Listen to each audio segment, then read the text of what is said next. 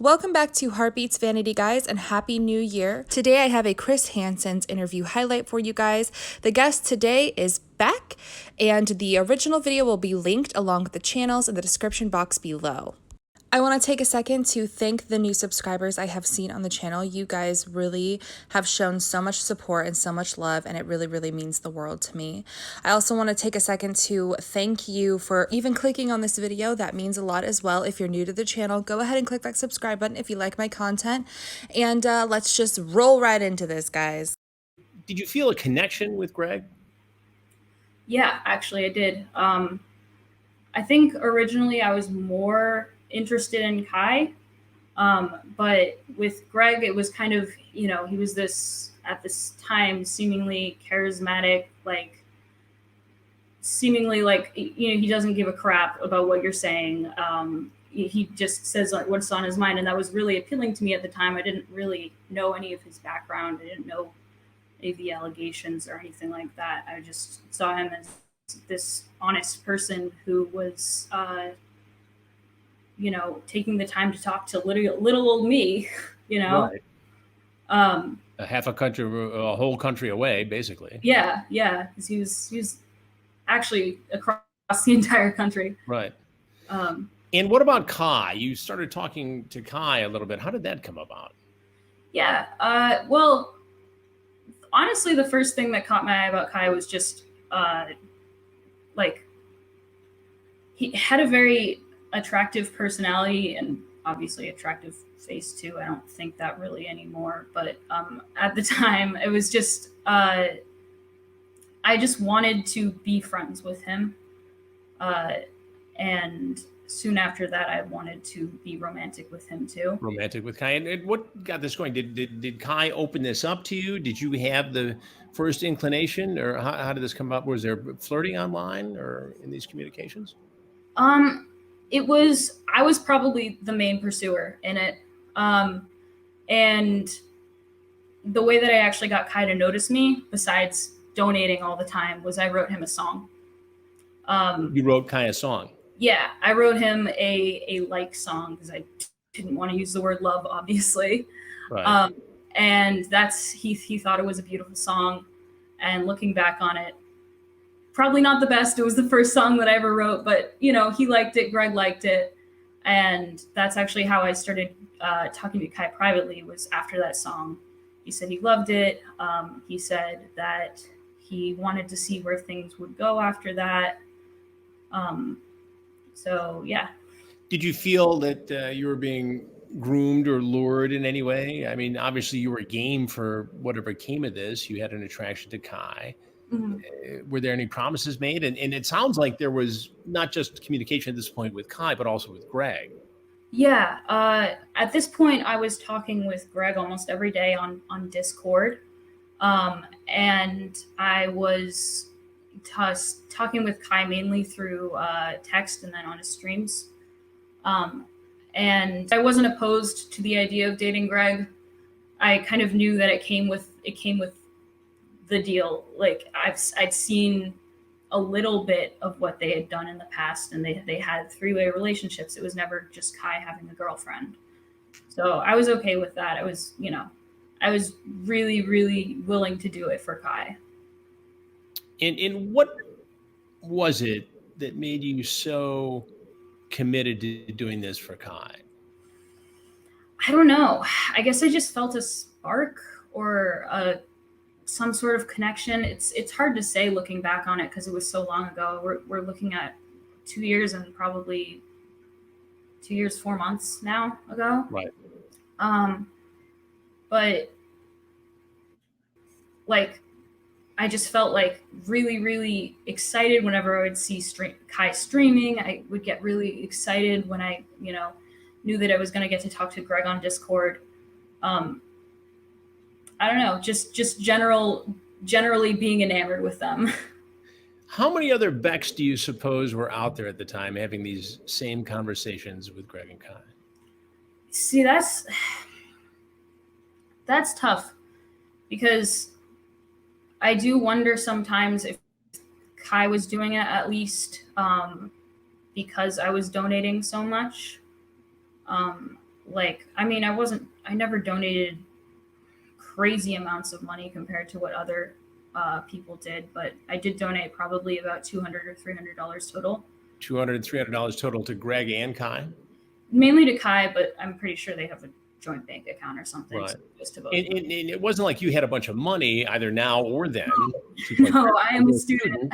I work at a dog kennel. Right. And was that money worth it looking back?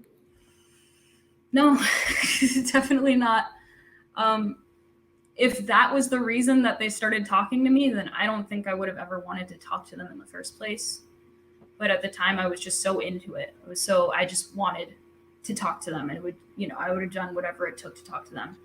You ultimately went to Washington State, to their home, and stayed with them for a period of time. How did this come about, and whose idea was that? Right. So after Kai told me that he liked me and he wanted to see where things were going, a couple days after, Greg messaged me on Twitter saying, "How would you like to come out to do camera work with us?" Camera work. Yeah, camera work. And what did you have any training as a photographer, a videographer? No, absolutely none. So I knew it was just an excuse to have me over. Was it a ruse? We did do videos together, but we definitely spent more time together not doing videos. So I think, it is also important to note that before I was flown out, someone who was actually a former mod on the server decided to contact Greg and told him that I used to smoke weed, something that I had stopped as soon as I started talking to Kai, and ironically don't do now. I'm sober. And why was that significant that a moderator told Greg that you had smoked pot? Well, from their previous relationship, I'm pretty sure that's the reason that they decided. It kind of seemed like he had forgiven me for my horrible crime of smoking weed, but Kai didn't. So the whole trip, Kai was really, really just cold to me. So as you guys heard in that last segment, the introduction on how Beck became associated with Kai and Greg. So it sort of happened through donations on YouNow streams and communication through Discord. And then it kind of like jumped a little bit because like there was some attraction from Beck's end, and Beck was noticing reciprocation for that attraction from Kai himself. After writing a song, as you guys heard, she mentioned that part. So I just want to mention that Beck's age at the time was 20, so it was like a healthier situation than what we've seen in the past. I did want to point that out and notate that just in case there was any confusion on the age of Beck at the time. I do want to also point out though that this is another pattern that I've discussed previously, and that is a pattern of behavior from both Kai and Greg, that they use their platform to try to date, and their specific choices of the people that they'd like is a very unhealthy one, and their actions on their platforms have caused a lot of pain.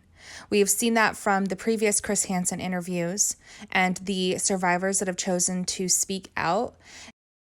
So moving forward, it then obviously begins to lead into Greg going to Beck and initiating, meeting up and flying Beck out there. And here's where we see another issue that Kai and Greg have with any sort of 420 use. But I wanted to point out something I haven't pointed out before. Now, I have discussed on why Greg and Kai have no right to tell somebody what they can do or cannot do with their body, but they can also, have the right to choose who they associate with. So I agree that, they have the right to choose if they want to associate with somebody or not. Do they have their right to slander them online? Absolutely not. You just, at that point, any logical human being, obviously, which they are not, you would just disassociate with yourself if you are that upset about it. But here's a point I wanted to bring up. That information obviously was not in the time frame that Beck was speaking with Greg and Kai. So it really shouldn't have ever been brought up, but the toxic Discord mod, whoever it was that decided upon themselves that they were going to search for some sort of proof of this, because I'm sure to go to Greg, you would need proof or something, or maybe not. I don't really know how that all went down.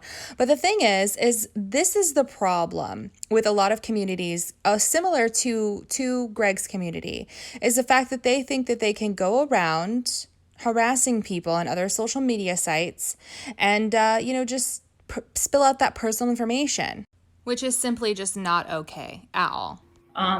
Was there anything romantic during that trip with you and Kai? No. How did Kai treat you during that trip, during your visit? Just awfully. Like, he never wanted to be in the same room with me. He apparently was talking shit about me with Sarah, who was there at the time, behind my back. Just to back up a minute, I think most people know the story, but Sarah, who we did interview on this very show, was very young and flew out and lived with Greg and Kai and had a relationship with Greg and Kai, and looking back is very upset about that and feels that she was a victim of enticement, grooming, and unwanted sexual advances, even though she complied with a lot of this. She was very young at the time, 16, 17 years old. She was living there when you spent that week visiting Greg and Kai's home. What interaction did you have with Sarah at the time? Well, Sarah was actually really, really nice to me the whole time. Did she seem distressed? Did she seem comfortable, uncomfortable? Did she seem into it, not into it? How would you characterize her? She seemed stressed, definitely. She was kind of also given sort of a half role as nanny. And she was,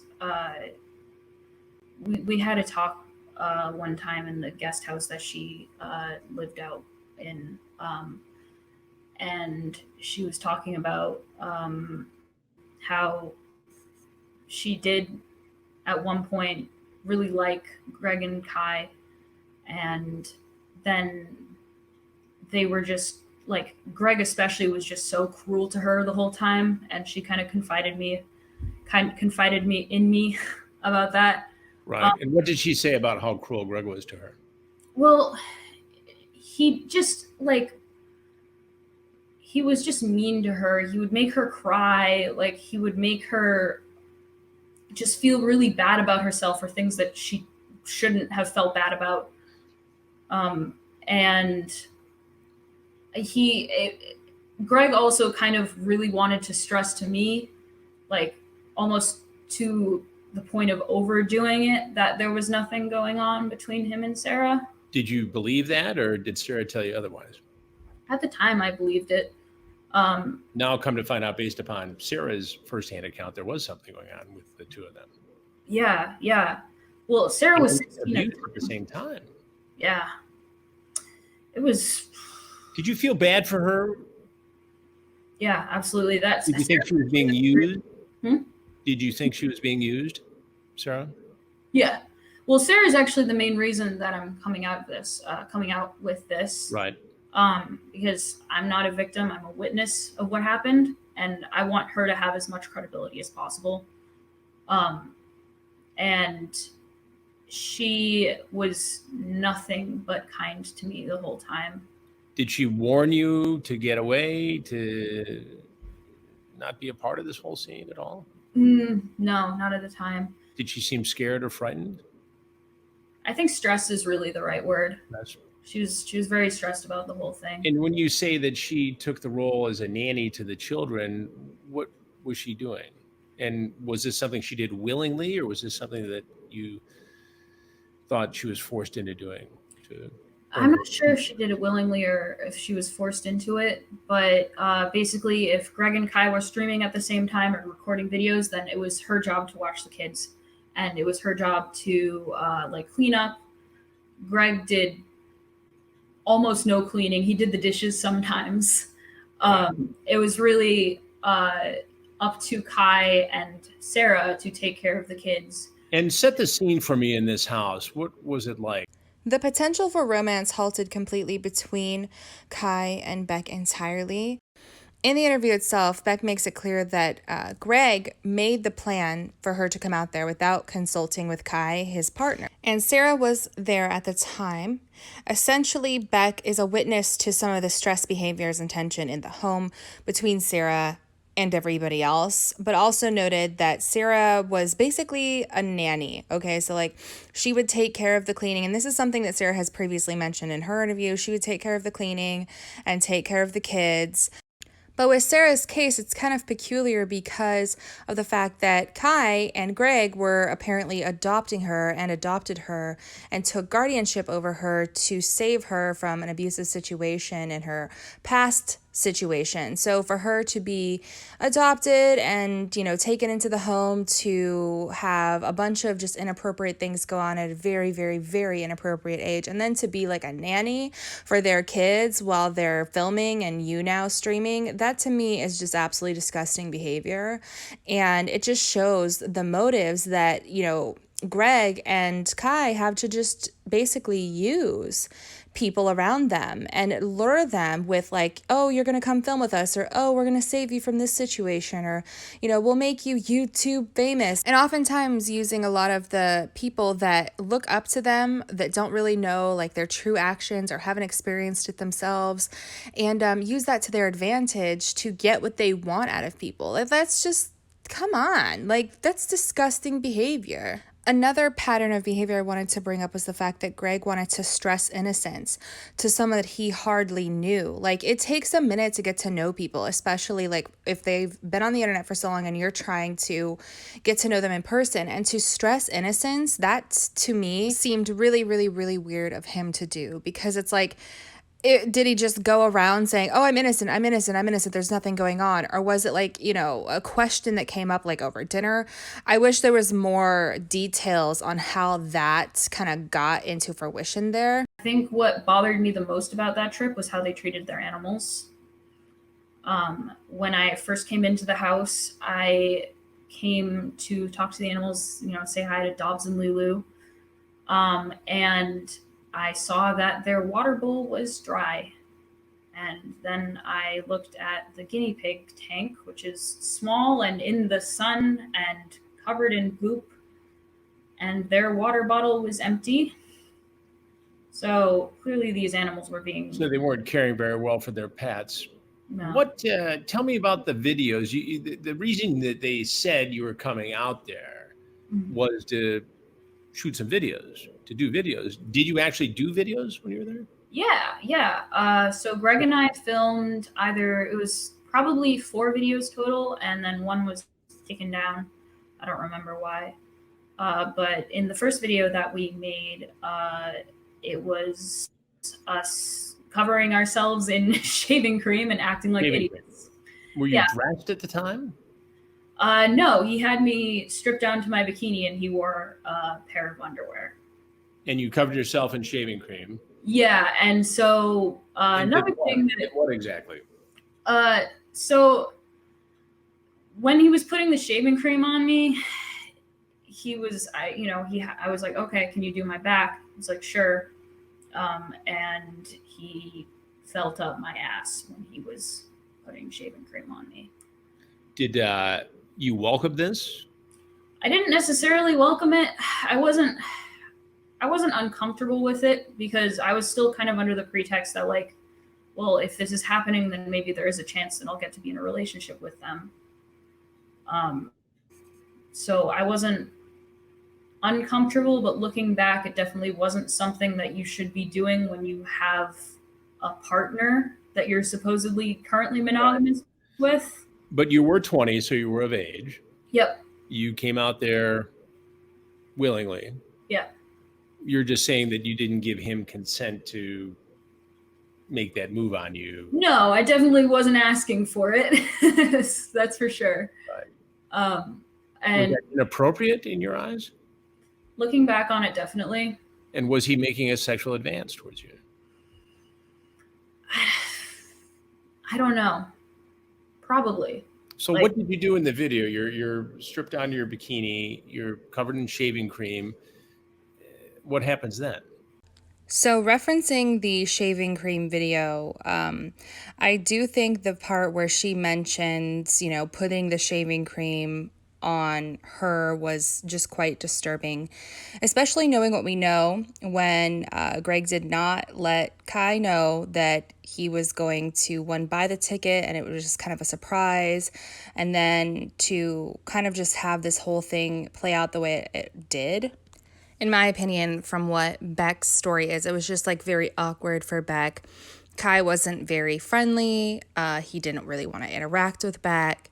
Onision was focused on videos, which at least he stood by what he said he brought her out there for, which was to film, with the intention on also meeting her.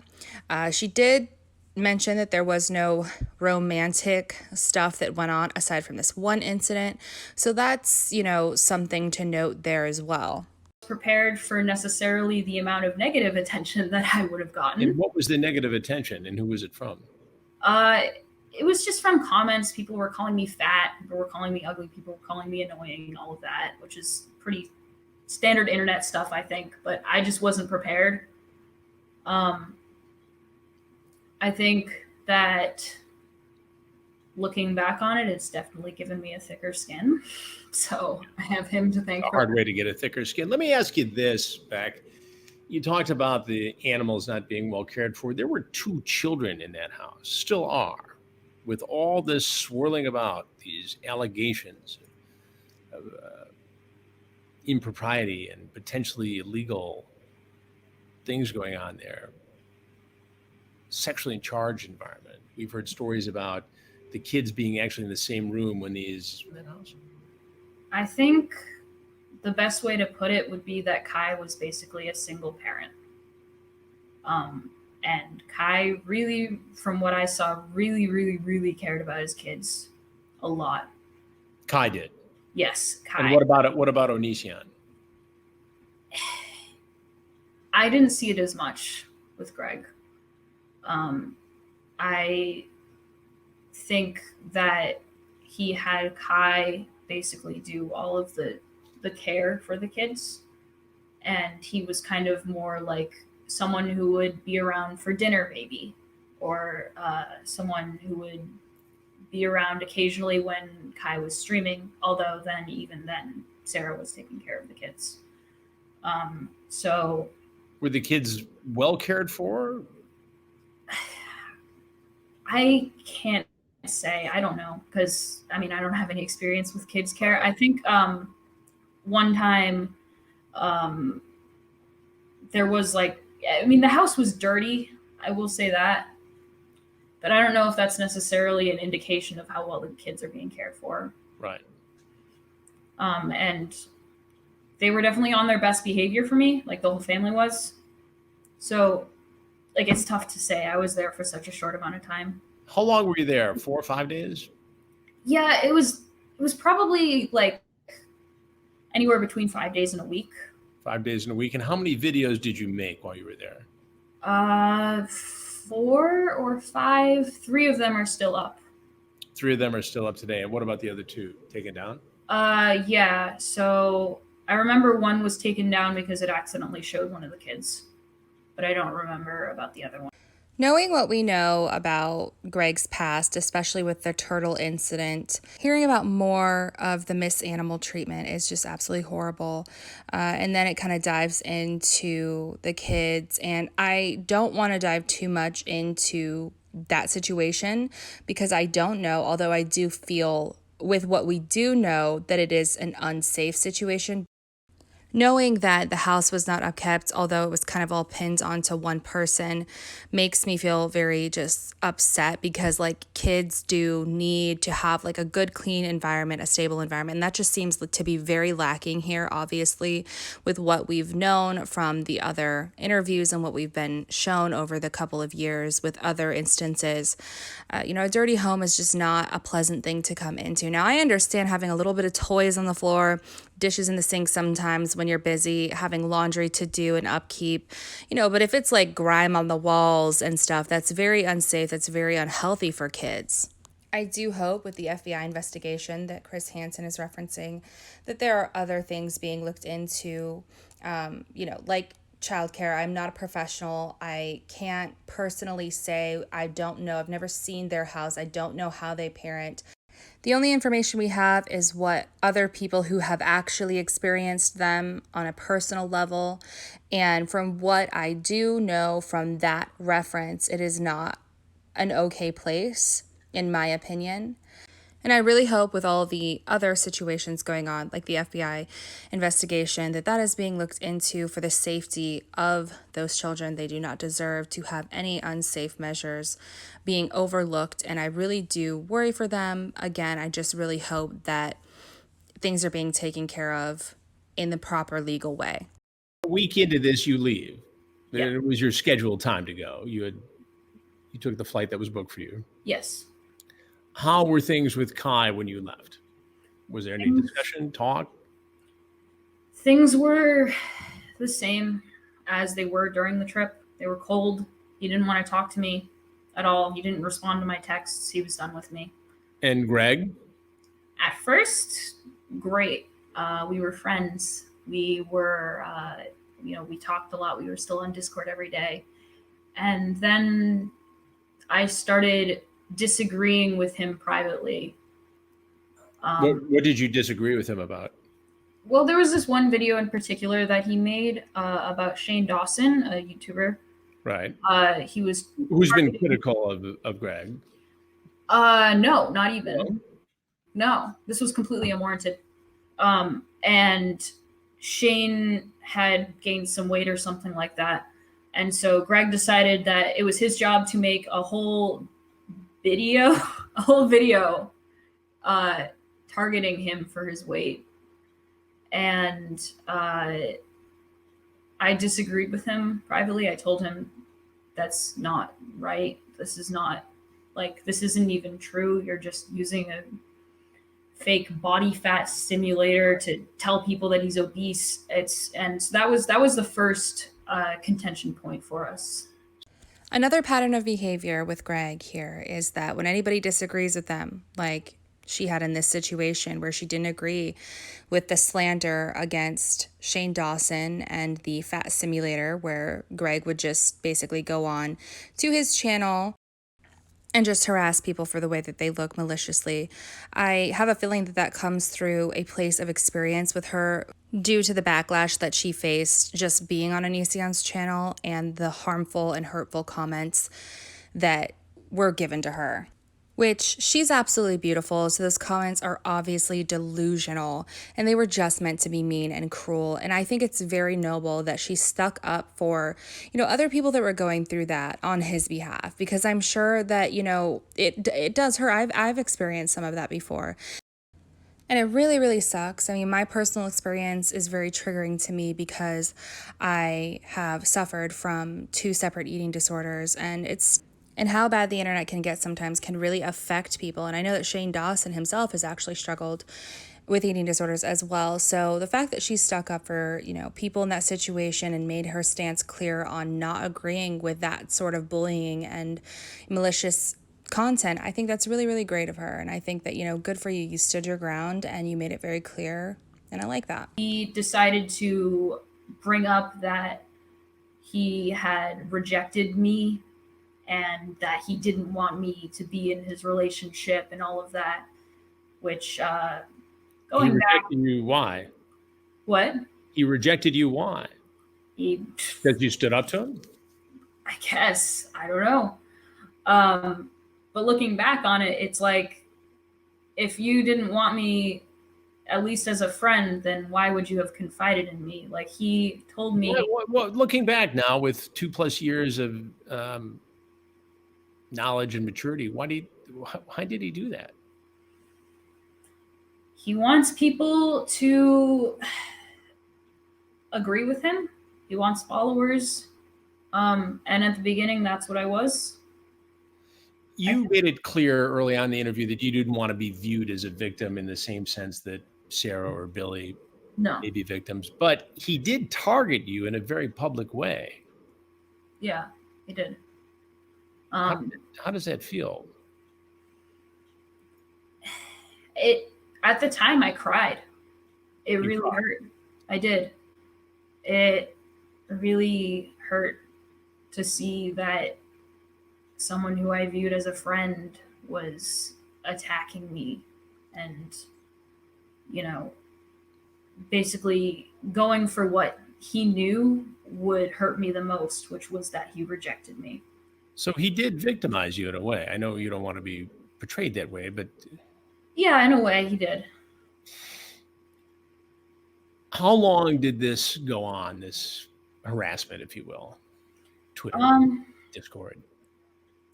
We probably ended things, like, we probably stopped talking completely December 2017, maybe. 2017. So this whole thing played out from July of 2017 to December 2017.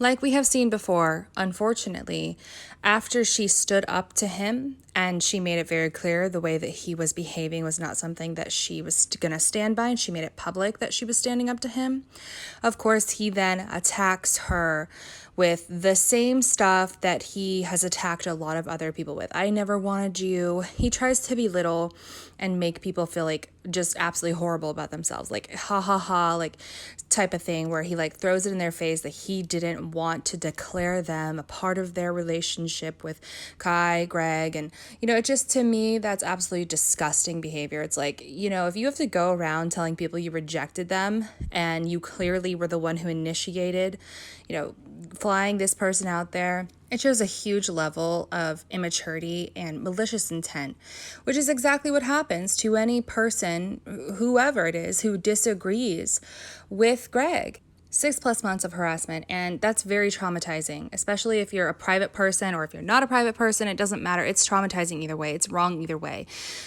Platforms should not be used to hurt people maliciously. I have been personally harassed in 2019 like I never could have imagined on the internet, and it really did cause a huge emotional turmoil for me, and it was very traumatizing for me, and still something I will look back on and just be like, whoa, that was not okay. And you know, it's just the type of culture, and it's not like a cancel culture I'm referring to, that's not it. It's a type of culture we're living in where people think that the internet is a safe space to harm just because they're sitting behind a computer. I think that's absolutely horrible that it has come to that. And the internet, like I have referenced many times, can be a very cool place. You can learn a lot of cool stuff, but it can also be a very dangerous place. So I will say, through my own personal experience of reaching out to a past YouTuber and absolutely not knowing that person and seeing his true colors over time and really just falling victim to malicious attacks from him, just be very careful. If you're a YouTuber out there and you want to start to collab with people, just be very mindful. If you're in Discords, don't give your names, your full names. Try, you know, to be aware of that. If you can and you can afford a subscription to a VPN service, absolutely use a VPN. These are a lot of the lessons that I've learned in 2019 that if you're out there and you are heavily involved in Discord communities or on YouTube or any internet service, would be helpful to you to keep you, your family, yourself protected. Thank you guys so much for watching the video. Don't forget to like it up. It really, really helps me out. And subscribe if you want to see more of my content. Click that notification bell to get notified. And I hope you all have a wonderful new year and a beautiful 2020. And kiss the stars.